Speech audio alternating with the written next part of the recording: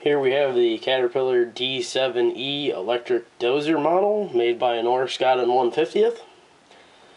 I actually like this model a lot, unlike a lot of other Norscot models, but I do like this one a lot. I think they did a really nice job on it, so I'm gonna give it a pretty favorable review.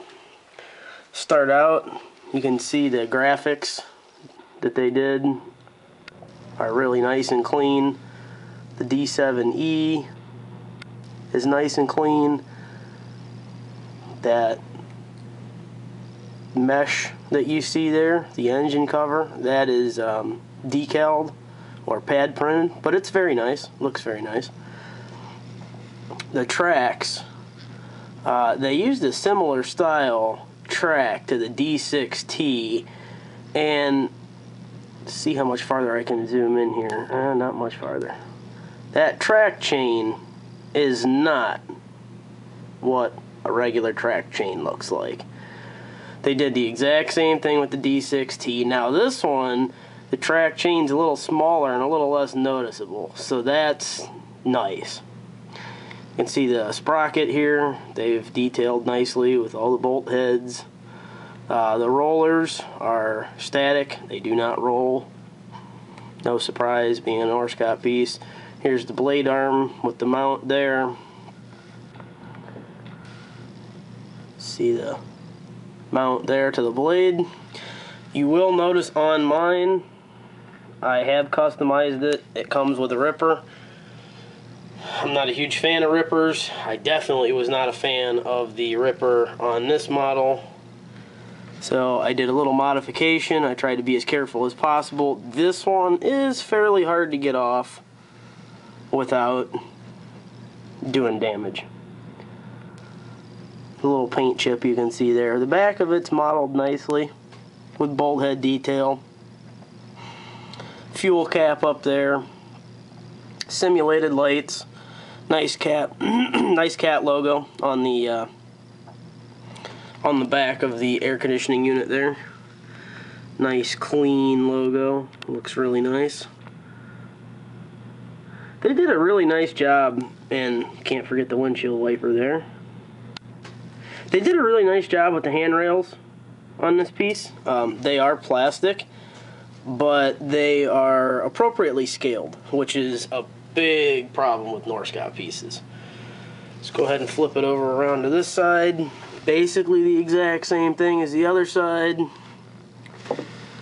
See the cab.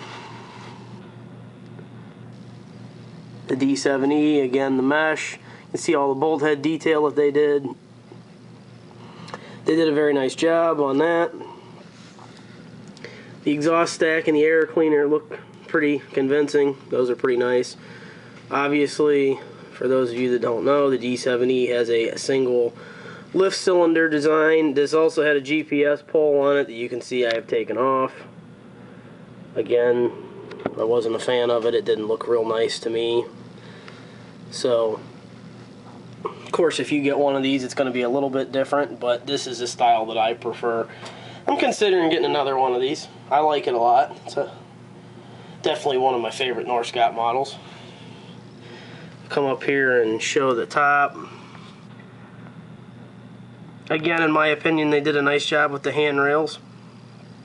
They look accurately scaled, or more accurately scaled than previous handrails that they've done on different models.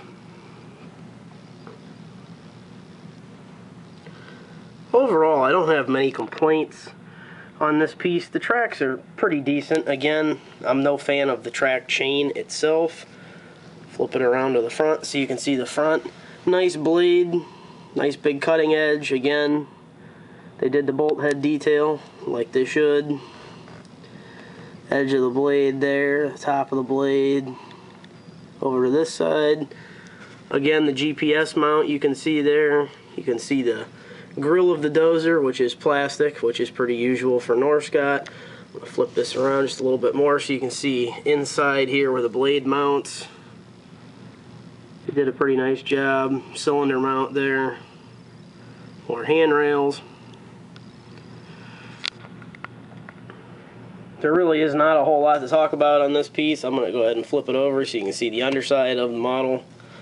If you do this, be very careful you don't break something.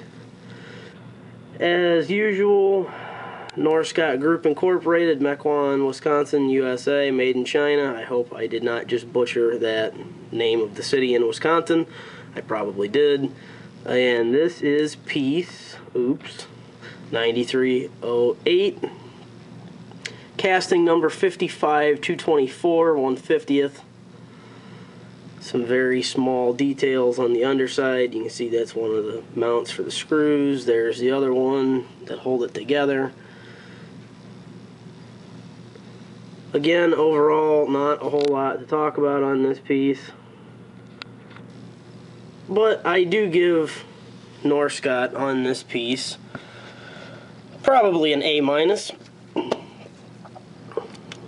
It does have a nice lift height on it. The review would not obviously be complete without that. Go ahead and turn it around so you can see. The blade does not really go down below what you would call grade very much. It definitely does not go down to the adequate or realistic point. Show it from this side with the Dozer blade up. Obviously, since I took the ripper off, that's not there to see. In the future, I will try to review the model before I modify it. But, all in all, a pretty nice piece. Unlike many other Norscot pieces that I've come across, I can recommend this one. Again, with the last two editorials that I've uploaded, Norscot is no better or no worse, in this particular case, than any other manufacturer, and obviously you can get a piece that has any kind of problem or any number of problems. This one does not, so I can't tell you what the problems may or may not be. Some of the issues, most common issues I do know with Norscot from experience are broken tracks. Norscot models are somewhat fragile. They're not really made to be played in the sandbox with. None of these models really are, but a lot of people do it anyway. So, you know, these tracks are pretty fragile. That's about the only thing that I could think of that's really a potential problem. Overall, that's all I have to say. That's the end of the review. Thanks for watching. Please like our Facebook page, Mike's Models 2011. Comment, rate, subscribe. And stay tuned for more.